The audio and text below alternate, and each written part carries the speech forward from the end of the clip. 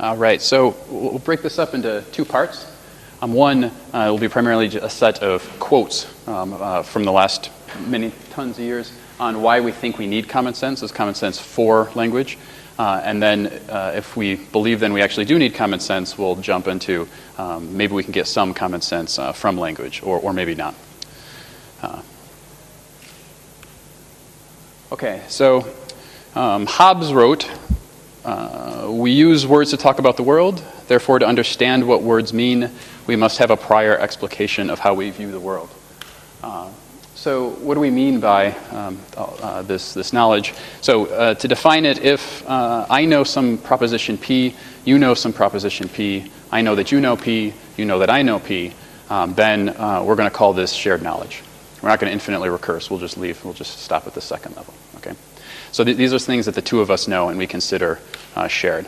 Background knowledge then is if we have some group and we know that everyone within this group knows it, then we're going to say this is background with respect to the group. So if we were to start talking about CKY, maybe about half the people in this room would know what I'm talking about. And so this is going to be background, relevant background for an NLP person.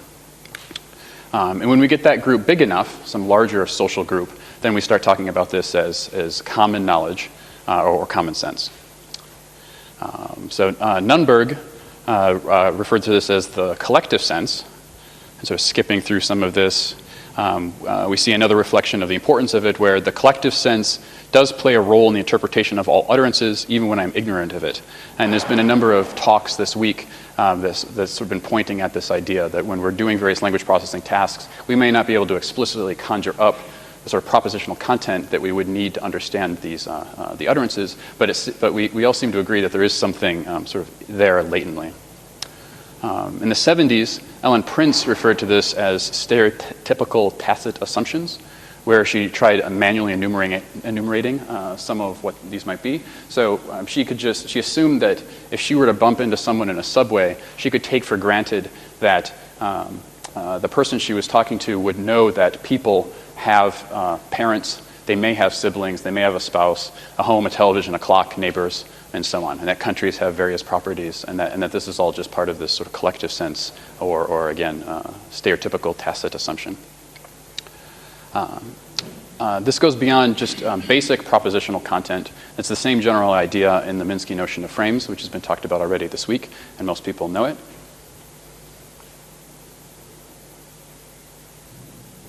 And what people might not connect it as easily, but Schenck was developing the same idea sort of roughly in parallel. So Minsky came up with this idea, and Schenck said, oh, actually I was thinking along the same lines.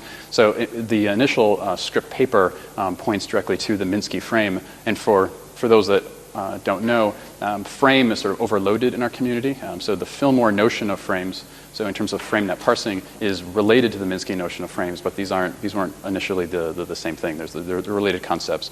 So a Minskyan frame is basically a larger structure over a larger situation or event of the things we would expect to obtain. And then Schenck wanted to extend this idea to various things that are going to go forward in time, where the canonical example is if I say I ate dinner at a restaurant and I stop talking, you immediately conjure up a number of events that probably occurred. Like there was probably a waiter who served me food, I paid a bill, and so on. Earlier, Dan referred to this term by Clark, and then was repeated by Percy, where we start to get into the issue of inference. So I have this background knowledge, and I need to be able to quickly be able to pull this up to be able to derive various conclusions on the fly. So Clark thought of this as a particular form of implicature of these bridging inferences. So as a simple example, and I think this was repeated earlier in the week, John walked up to a house, he knocked on the door. What door? So this is exactly the sort of thing we're trying to resolve on. We have no problem realizing that it's the door of the house, but how did we actually know it? And we can talk about these sort of general statements stored structurally in our heads, which most people nowadays would disagree with. But generally, if there is some X where X is a house, there's probably some Y where there's a door and X has Y. And then a very long, cumbersome gloss of that, which the succinct version is just that houses have doors. And everyone knows this. So we agreed that houses have doors, and then how might we represent this either through some logical form as above, or how would we represent this probabilistically, which was more the point of the prelim workshop this week. And again, another point about inference, going all the way back to McCarthy. Schenck reflecting the same general idea.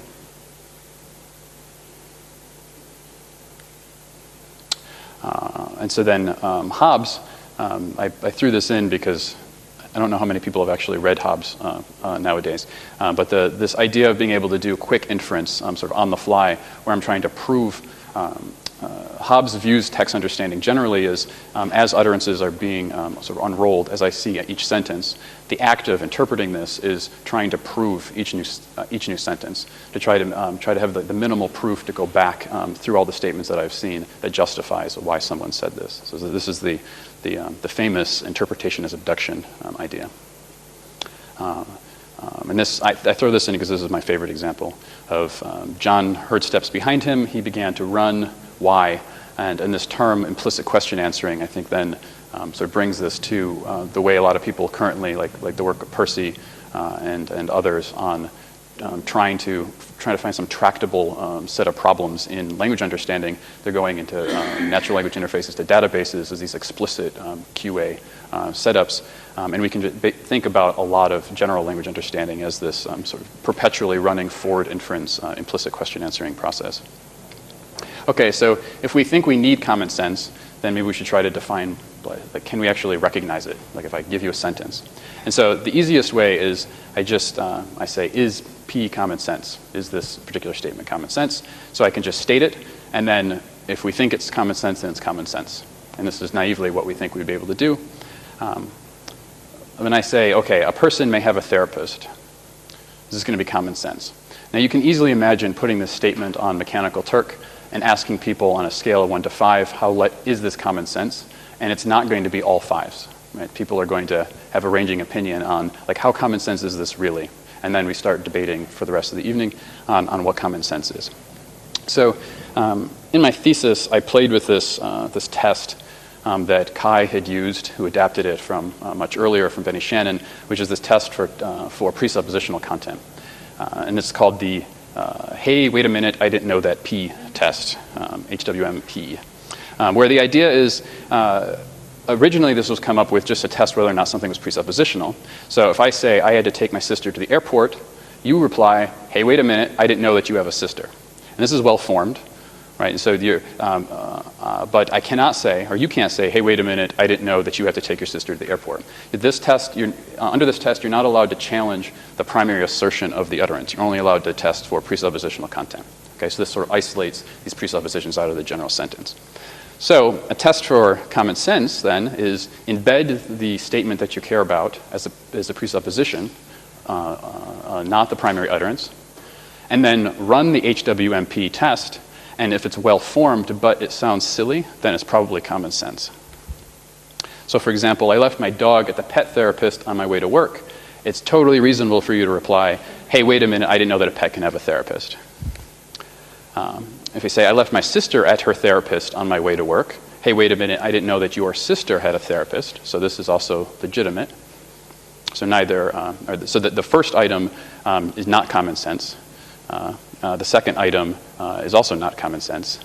This third one is, I left my sister at her therapist on the way to work. And if you say, hey, wait a minute, I didn't know that a person can have a therapist, now this seems funny. So if earlier I stated that the original test was a person can have a therapist, and in that, at least I feel that's going to be a little tricky to try to get direct classifications on whether or not that really is commonsensical. But this sentence seems silly. Like, it seems silly for someone to utter this. I have stronger feelings about this than otherwise.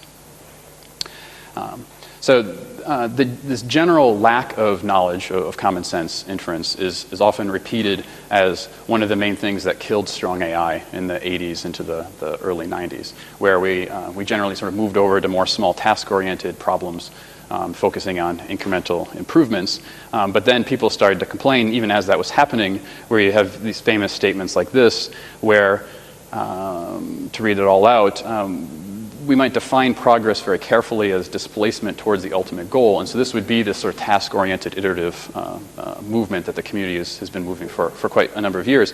But But again, the first man to climb a tree is going to make tangible progress. And so there's a number of variants of this expression of various forms of tree climbing, where I climbed to the top of my particular tree, I hit its limit, and so now I'm making big progress. If I climb down that tree, I find a new tree that goes another couple of feet higher. So I use the new statistical method that allows me to get one more point, but I'm not really closing that 50-point gap. So people, snarky, bitter people that had all their grants shut down in the 80s say, so you're just tree climbing, you're just tree climbing. And so in the other direction, then you say, well, okay, I want to build this system that really has a really big notion of common sense, and I want to bring back old school AI. There have been attempts at that. Starting around the mid-2000s, people said, maybe we should try bringing some of this back. I don't want to keep doing tree climbing. And then you have quotes like this, which I like quite a bit, where we say, well, okay, I took this system that was supposed to be really fancy, that had this really expressive power, that could make use of all sorts of great stuff, but it didn't do anything. I ran it. This is on an RTE task that it couldn't answer any of the questions. Where a lot of these systems are such that unless it completely understands what it's reading, then nothing happens. And the whole point of these statistical systems is they tend to be more robust, where they can sort of make this little bit of incremental, guessy sort of games. So then you get these rocket ships with nothing inside. And so then just in the last year, Johan Bos says this again, where it seems generally that if we want to move forward, knowledge acquisition still seems to be one of the major problems facing what we're trying to do. Okay, so we need all this knowledge, and prelim was about we want to have some probabilistic model of how we're going to represent everything. But something we didn't talk about so much, it was not the main focus of the workshop, but is this big sort of critical question of even if we have a representation that's smooth, it's more data-driven and robust than what we had in the 80s and 90s, this doesn't answer the question of where we get that knowledge in the first place. We still have, like the fact that we use modern machine learning techniques doesn't actually tell us how to solve the knowledge acquisition bottleneck. We just have different ways of using the knowledge if we had the knowledge to begin with. So one way we could build up that KB is, since we now have the hey, wait a minute P test, we can go ahead and manually generate a whole lot of stuff in bulk. And so Hobbes thought about that in the early 90s, and there was a little tech report that sort of sketched out ideas on this. Psych is the most famous example of paying professionals to try to do this. Project Halo, which is eventually led to AI2, the company that Oren was representing earlier in the week, did this as well, and that was recently shut down, the sort of more professional knowledge-driven setup. There's been crowdsourced attempts at doing this, where you just ask people to put in knowledge. This predates Mechanical Turk. There's a lot of people in our field aren't so aware of that line. It's good stuff to go look at. And then Louis van Aan and his general Gamify the World did do a project on trying to do this for knowledge. But I'm not going to talk about the human setup. We could talk about that over drinks. I'm just going to focus more on what if we wanted to try to do it entirely from language. Okay, so we're not going to allow people in this process for the rest of the talk. We're only going to talk about getting it from corpora. Well, one of the main pushers of the human-backed setup in the intro to one of their papers says, well, the reason why we need to get this from humans is because we're never going to be able to get it from text. All right, like Grice says, it's not going to happen. People are not going to give me the sort of information that I need out of text. Thus, I need people to do it for me. More colloquially, Oren says, the knowledge we need ain't there. Nick says, why can't we get this from the web? And he says, well, it's not there. It's just not there. So just for those needing a bit of refresher, the relevant bits of the relevant maxims from Grice that people keep pointing at are this notion of quantity and manner, where in more info theory terms is language is about, most people would agree about maximizing the available bandwidth. So if, just as a couple cartoons, if we allow the length of this string to be manner and quantity I'm going to have on the y-axis, then we want short things that have a lot of information content. So if I tell you Obama visited Paris, that's a fact. That's something that tells you something new about the world. And if I say that countries throughout the world have capital cities, well, you probably already knew that, and why am I talking about it in the first place? This is just wasting all of your time. Okay. So I'm going to talk about two approaches on how we might extract knowledge from text. First being generalize from assertions about individuals, more like direct statements about things that happened in the world, and then we'll jump into interpreting generic sentences. So this is one of the, I think, the better quotes of this general notion that we have all of these sort of normal texts out there, and it seems like just underneath the surface, if we could only just do a little bit of text processing, we could start strip mining this for a lot of world knowledge. The general notion of knowledge acquisition, which is, I think, distinct from the line that Oren has pushed on machine reading, although there may be some post hoc trying to conflating all these things together. Machine reading originally was really much more about trying to extract facts, like factoids. So if this Obama visited Paris, we want to know everything about the world, about the individuals that actually are in the world and the various properties that they have. I want to build freebase. That's machine reading is about building freebase. Knowledge acquisition, generally people mean that to be these more commonsensical things where I might not know who any president is today, but I do know that countries have presidents. This is just something that seems to be a rule about the world.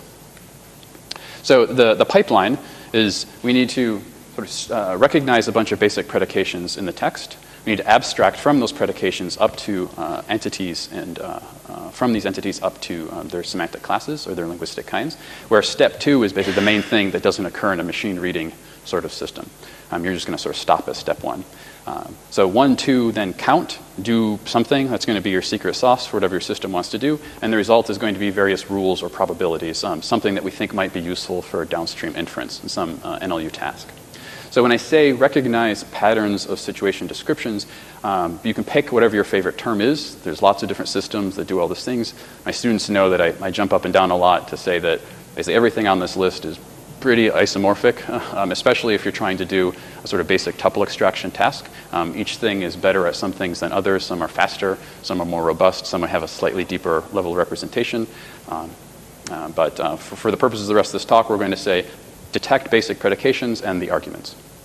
Run over a large collection of documents. So here's just a few of quite a large number of examples. There are 2 columns because some people publish under the title knowledge and other people publish under the title language, more language modeling.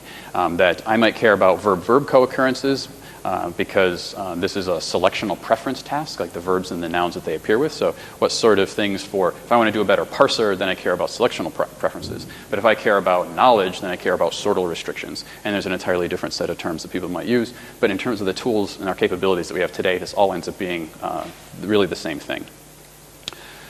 So for example, the next system by Schubert that I ended up banging on a bit during my thesis has this example of we have some sentence, we put it through a Penn treebank style parser, like the Stanford dependencies would also in the background gets this sort of parse. And then we derive these various propositional contents, these very pseudo-logical forms that all can be converted back into English through a process. So this is something that existed quite a while ago. Take some text, rip it into a bunch of little basic propositions. You can do various things with them, and then you can gloss them back into natural language to see if the system is doing very well. So again, note here, we don't see Glendora entered the room. It's a person entered the room. We're abstracting up to the fact that we think Riley or Glendora are each people. So I'm disappointed that Oren didn't make it. Because if we recall, Oren said, I went everywhere. I looked at Nell and I looked at my own stuff, and there was no examples of this sort of knowledge. And this was part of the response to Nick when he said, there's just nothing out there that can actually do this. He said, well, that's not really quite true. So as he was talking, I go to the project website and I ask just apples and edible, which is an example that Oren gave, and we see that, yes, indeed, an apple can be edible. Flesh may pertain to an apple. There's various things about apples and skin. Skin may pertain to an apple, so on and so forth, and various other properties about apples. So this isn't very hard. Like the difference between what this system is doing versus a machine reading, OpenIE, whatever sort of system is really just the difference of you both have to extract basic predications and then add a gazetteer. Do some class abstraction, and that's what gets you these sort of knowledge. Another way you could go, in brief, but this is mostly to just talk about how awesome search engine query logs are. I spent a couple summers at Google with Marius, where if we zoom into query logs, the idea is that there's a lot of knowledge about the world that we can get out of the questions people ask. And so the Google and Microsoft and so on, they sit on top of this just total goldmine for general language understanding. Unfortunately, it's very useful for them to keep hold of it, but if we could get access to it, that would be great. That's why I went back to Google to do a second round of research there. There's just a ton of this natural language, common sensey sort of stuff you can do with grep. Grep and Perl gets you fair ways, where if you just say, like, what is the x of y? Put it into search engine query logs, and you just have billions and billions and billions of queries, and you say, oh, look, people are writing, what is the capital of Texas? What is the capital of New York? What is the capital of Florida? And if I can determine that everything in blue is part of the same conceptual class, now I learn that in general it seems, because people keep asking these questions about the different individuals, that states seem to have capitals. Going back, because people, I think, forget that this is in there. The original Church and Hanks paper, where it's most cited for introducing PMI to the community, or this mathematical description of a psycholinguistic association score, it had at the end some like the same sort of games people played for decades on looking at correlations between syntactic outputs. They had a parser at Bell Labs. It was not nearly so robust or data-driven as what we have now, but they could parse to some extent. And so this game of piping data through some sort of system that's going to give you a structural output, pipe enough data through it, and then look for statistical correlations has been around all the way back to arguably one of the first papers on this general idea of doing data mining for lexical semantics. The VerbOcean effort, which was sort of this Hurst idea of enumerating a bunch of patterns on how verbs might correlate, are going to give you correlations like this. So this sort of predates the later Chambers and Jurafsky style of work, which exploited coref chains to be able to do similar sorts of abstractions. Little self-tuting is the paraphrase database, where we want to be able to find that various things mean the same thing, and you do that by pivoting over bilingual corpora and say that if I have something in English that maps to something in German, that same something in German maps to something else in English, then you can say maybe these two things in English mean the same thing. You do this, you add in a bunch of monolingual distributional statistics to clean it up, and it works out pretty well. You get lots of really nice paraphrases, and this can be downloaded at paraphrase.org. You can all write it down. It's really nice. Okay. So I said we can do this predicate extraction. That's basically what all these tools do. Now we need to add in some other sort of thing that says, okay, I recognized Kansas, or I recognized Sally, I recognized the name of some baseball player. I need to be able to abstract from that individual up to the appropriate semantic class. And there's various things that we could call this. There's been many systems to try to automatically induce these ontologies, gazetteers, class lists, et cetera, et cetera, et cetera. One of the best known ones is this work by Ryan Snow at NIPS with Jurafsky and Ng. This figure is one of my favorite figures in computational linguistics because Marty Hurst had a very famous paper in the early 90s where she wrote down a very small number of rules by hand to say, if I want to know that X is a Y, so a beagle is a dog, then if I just grep for X is a Y, then maybe I'll find things like beagle is a dog. Maybe people just say this normally in text. And she publishes this paper. It's all very nice. It's one of the first along these lines. Ryan went in and said, if I just give a bunch of examples like beagle, dog, and look for all the different ways that we might have connecting text between these two items, and then dump it into a log linear model, what happens? And what happens is that you get performance above what Marty Hurst got by a fair margin.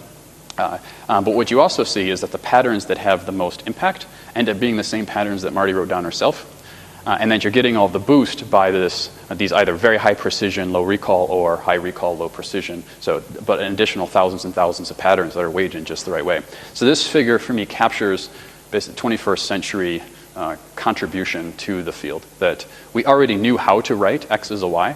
And when we apply these more automatic methods, I think what we tend to find is that we learn what we already knew, like the major impact knowledge just seems to pop out of these systems anyway. We tend not to, as a matter of science, we tend not to discover the big things by applying these techniques to text. What all these methods are doing is sort of filling in along the edges all this much more mushy things that sometimes apply, and it's giving us that extra robustness that we seem to need. Okay, so the challenges then of trying to learn knowledge, this common sense knowledge from text, I think is roughly these three, where this is kind of sort of solved. We can definitely do this in bulk, and we have a lot of basic patterns. you can download from various websites. There's this work on trying to go beyond like a single sentence, so that requires us being able to handle coref a lot better. Automatic coref kind of works, and so there's been some work in the last few years. The Chambers and Jarofsky work is sort of the most canonical example of trying to have multi-sentence patterns. This has, I think, a fair way to go before it's going to give us more of the scripty frame stuff that we want. But at least we're actively trying to make this work. But this is the big issue. So we have these sort of possibilistic statements, but now we have this problem that I refer to as reporting bias, where what we've been able to do thus far is we can extract a lot of predicate argument patterns from text, and we can count them. So we have statistics, but these statistics are with respect to the text. So if we're talking about language modeling, we're all set. Like I can predict the next New York Times article better and better by collecting these statistics. But that doesn't mean that I'm actually learning statistics that correlate with things that are true in the real world. And the example that I tend to repeat a lot is this blinking and breathing, the B&B case, where if we just simply look up the frequencies of various verbs out of the Google Ngrams, so these are just all these words that appeared on the web, we find that breathed and blinked are much less frequent than laughed, which is in the same order of magnitude as murdered. So so this is, this is simple, and you can say, well, maybe if you filter this way and you do this and you do that. And I have done some of those studies that are a little bit more complicated and I don't want to get into. But this is the basic issue, that we all know intuitively that we tend to selectively describe the world. There's both, we don't uniformly at random pick some space-time interval in the world and start talking about it. We talk about sort of the most exciting events. And then when I talk about that exciting event, I also don't uniformly at random give you propositional content about that event. I'm describing the most important things that aren't common sense. And because of these two facts, treating, even if, say, the New York Times was just a listing of facts, which it's definitely not. There's all sorts of narrative devices that are in there anyway, which are going to confuse your system. But even if it was just a straight listing of facts, it's only telling you things that we think could happen. But again, the frequencies are wildly off. And there's a separate issue of whether or not we're even trying to have a model of the real world versus a model about how people think about the world. And I have a lot to say about that, but that's for an evening conversation. Okay, so if we're hitting a stumbling block on method 1, then we can jump over to method 2, and we'll just say, well, there is Wikipedia, right? So maybe we can just directly interpret these generic sentences, because it seems like these sentences are just telling us flat out that there are various things that are true about the world. So when I say generic, what do we mean? What's a generic sentence? Well, Krifka will tell you this is a generic. All right, and I'm not going to bother to explain that at the moment. Instead, you can sort of read this, but the basic idea, jumping to the end, is that generics are sentences that have this gnomic, or basically this rule-like property, that I'm telling you things that seem to obtain about the world. Okay, these aren't universally quantified, and they're definitely not universally qualified in many cases, but they're sort of expressing the general properties just directly. I'm just telling you, often in some sort of circumstances, these sort of things seem to apply. So going back to Krifka et al., and we see the very simple generic dogs bark, then we're going to say there's some implicit, in this case, generic quantifier, some generalized quantifier. That could mean some, all, many, most, at least a few, et cetera, et cetera. So because when I tell you dogs bark, I'm not telling you how frequent this is. Like all you have is these two tokens. Right? You don't know what the quantifier is that's implicit. The restrictor is going to be the predicate dogs, and the matrix in this case will be bark. So what's implicit is not only do we not know what the strength of the underlying quantifier is, we don't even know what we're quantifying over. So one interpretation of dogs bark is that if I take all the individual instances of dogs in the world, some of them might have the property of bark. Okay, there could be at least one event such that dog barks. So we could have mute dogs and we could have non-mute dogs. But I could also mean that I could be quantifying over events where there are some instances where a dog barks. So this could mean that there's just like some single dog that barks quite often. Going back to the previous example, it's not clear here whether I mean that this dog barks all the time. So if I say that these 5 dogs of the 10 dogs in the world, these 5 dogs bark, okay, so does that mean that they bark continuously, or does that mean they each barked once in their life? The sentence doesn't tell you that. And then there's this other interpretation that we could be talking about kinds. So I could be quantifying over everything that satisfies this sort of dog kind predicate, where it could be that beagles, anything that's a beagle can bark, but anything that's a poodle doesn't. And this is something that comes up, and people that study generics worry about it. So going from this, what we'd really like is to go to this. Right? We just say, well, this is all just a matter of conditional probability, that we're conditioning on some set, but we don't know what that set is, and something holds, although we don't really know what holds, and that probability is something, but we don't know what the probability is. So, okay, we just interpret generic sentences. I interpreted dog's bark to be this expression. All we need to do is just fill in what each of those three things are, and we're good to go. Wikipedia does not have hyperlinks to dog, bark, and gen to values. So it's not there. You just have the natural language expression. So as I said, there's these two general approaches, one for abstracting situation descriptions, one which basically gets us to the point where we can automatically generate a generic sentence. Or we could directly interpret a generic sentence, which allows us for basically deriving, again, generic sentences. So the point of this slide is method one, I think, just gets us to the same point that we start with method two. In both cases, we just simply have to transform generic sentences into real-world probabilities. That's tough, and just as another couple examples, these are canonical in the literature. Ducks lay eggs and sea turtles live long lives. We can't even say that, well, at least it's most. Like, you wouldn't have even have written it if it's most or all. So it's maybe not universally quantified, but maybe we can just say all generics are between 70 to 100% true. That's not true, since less than 50% of ducks lay eggs, none of the male ones do.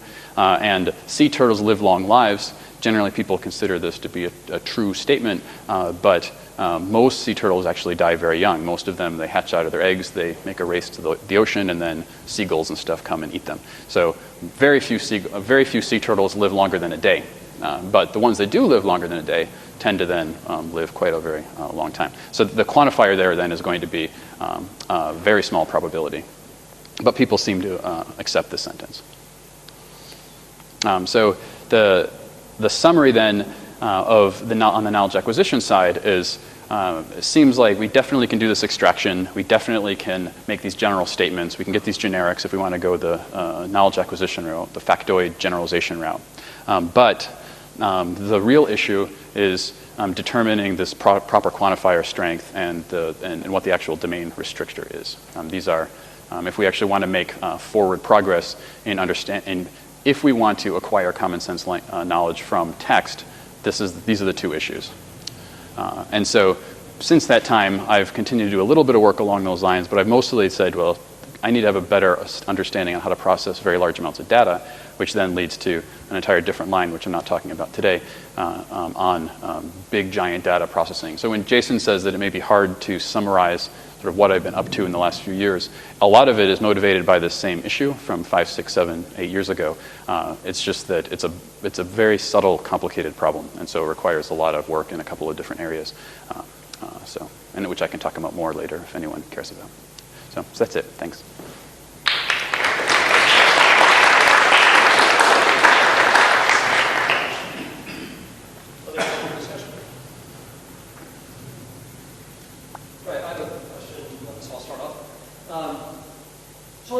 Breathing examples. I wonder if there might be other indications in text that things occur so frequently that they're not ordinarily worth commenting on.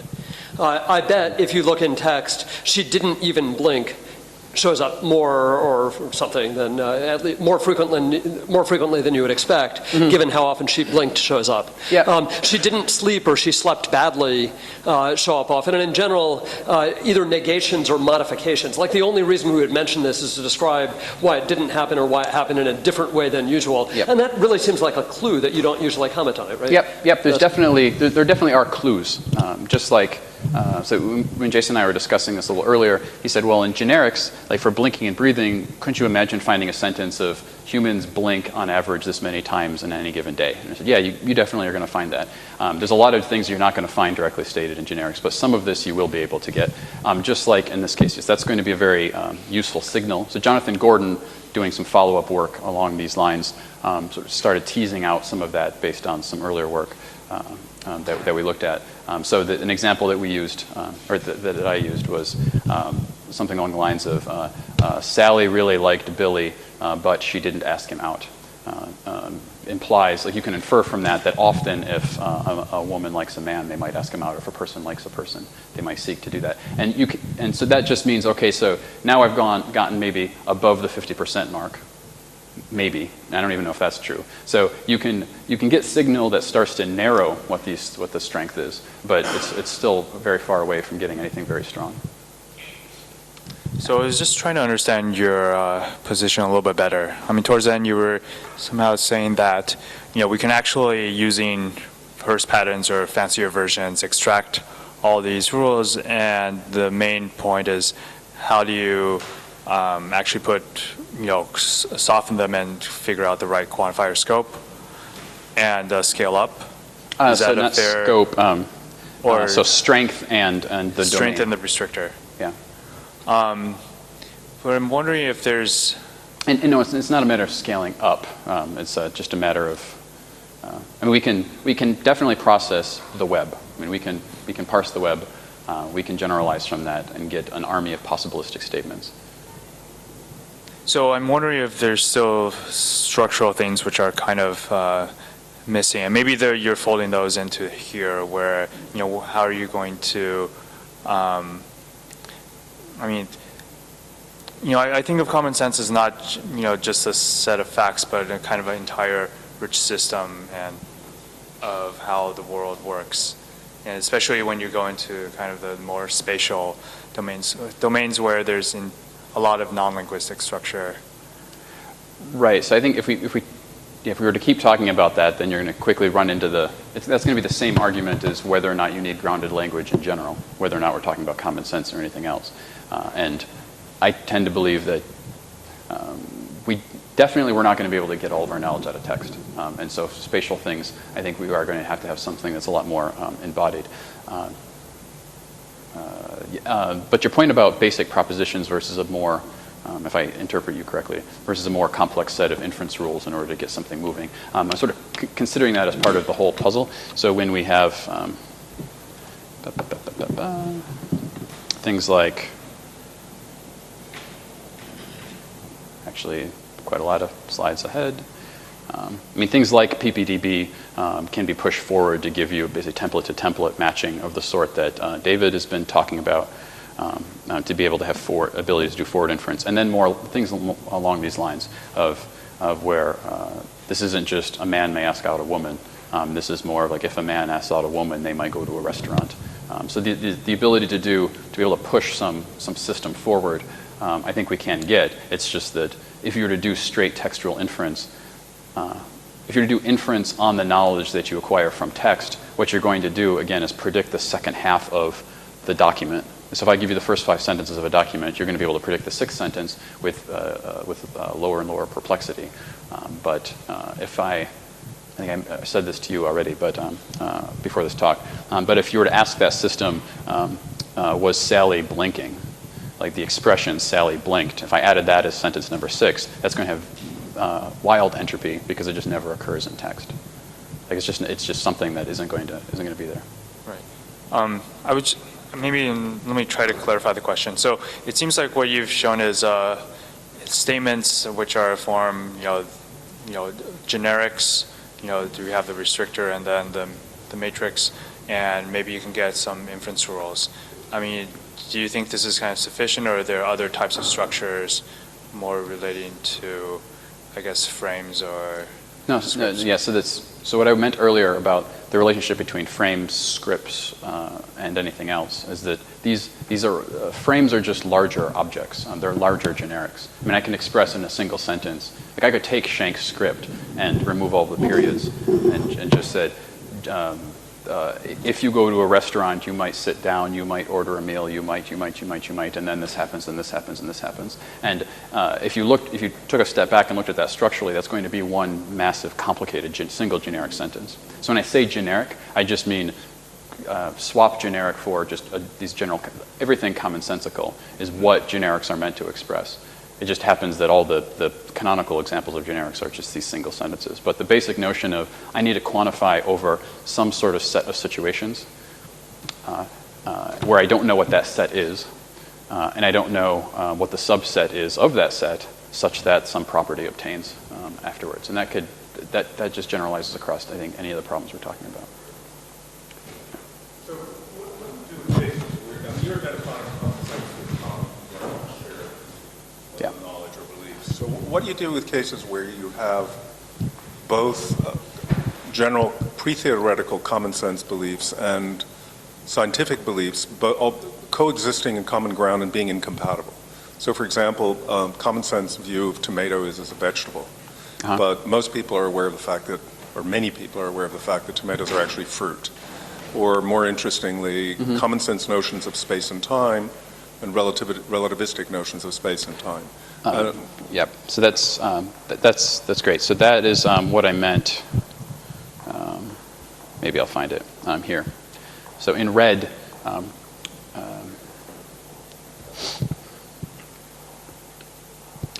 so this last point about asking me about psycholinguistics offline is we've been doing some experiments for quite a while. We finally published a couple that are looking at this line of work where we know that, say, reading times of individual words correlate with lexical frequencies or picture naming or whatever, and these things sort of propagate all the way up to the level of syntactic, and there's a little bit of information, there's a little bit of signal for semantic, and I think that if we really were to probe that more, and this is something we're taking a look at of trying to get reading times that seem to, where the underlying where one of the underlying factors should be like how commonsensical are the correlations between these events. It's going to be very interesting to see whether or not text-based frequencies correlate with those human performance measures, and especially if you were to probe this for cases that there seems to be in text reflected a certain fact that's false with respect to the real world. That where there is some portion of the population that knows X about tomatoes and the other set knows something else about tomatoes, and you find that people generally react with respect to how the text is reported. What this generally would mean is that our model of what we're trying to do in the first place may be misguided. Well, I don't think a lot of people actually explicitly state what their model, what they're trying to do in the first place is anyway. But it could. A lot of people, I think, implicitly assume that we're trying to learn all this knowledge as it relates to the world, and that's going to help us do better natural language understanding, and this is all the same thing. But it might be what we're actually trying to do is come up with a model of what people have in their heads, and that we could have this robot that doesn't actually know like how dangerous it is to ride a motorcycle, but it does know that people talk about motorcycle accidents all the time, and so it's afraid to ride a motorcycle just as irrationally as a human is, or rationally actually, because motorcycles are a lot more dangerous than is reported on in newspapers. So it goes the other way.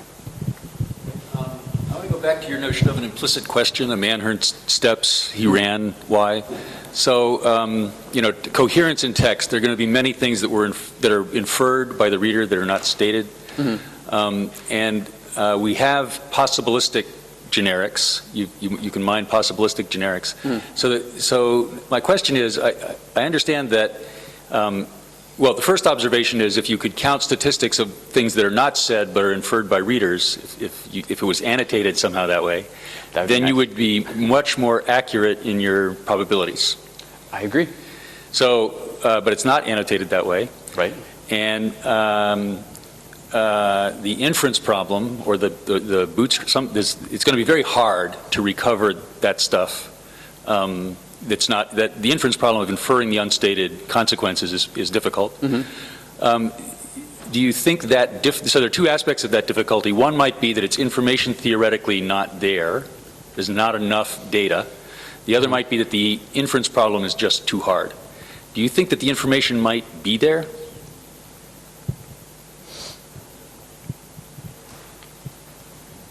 Some of it. I think some of it is not. I mean, I think in the end, language is designed to communicate between people, and we all just assume we have this background knowledge. So the entire point of language is to try to put just the highest entropy statements back and forth between us. And so there's not, like, going into this, there's no reason why we should have assumed that we could acquire basically everything everybody knows by looking at text. I mean, language, this is basically what Hevesi's point was in the first place, that there's just a lot of stuff that we know we just shouldn't be talking about very frequently with any real frequency. We got a lot of text. We have a lot of text, and there's various games we can play. So in the last prelim session, it was suggested that one could look at, say, very simple questions posed to fourth graders in multiple choice exams and removing the multiple choice out of it and asking Turkers to write down everything you think you need to know in order to answer that question. And you could play games on exactly how you pose that problem. And if you could actually make that work, where there seemed to be some sort of commonsensical statements there, then you might be able to say, okay, well, if this is a statement I need to know, then what are the statistics in text that correlate with this particular statement? And you might be able to sort of bootstrap some amount of signal out of text to start calibrating this. But in the end, I think fundamentally, even before getting into the issue of like spatial knowledge and whether or not you need grounded stuff, I just think that we're not going to get it directly out of text. It's not how we learn about the world, and we invented language, so it seems unlikely, or at least, yes, it seems unlikely. My money is not on being able to learn everything about the world from text.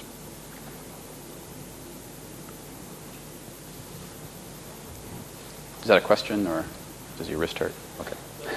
Okay, no question. Okay, well, let's thank Ben again.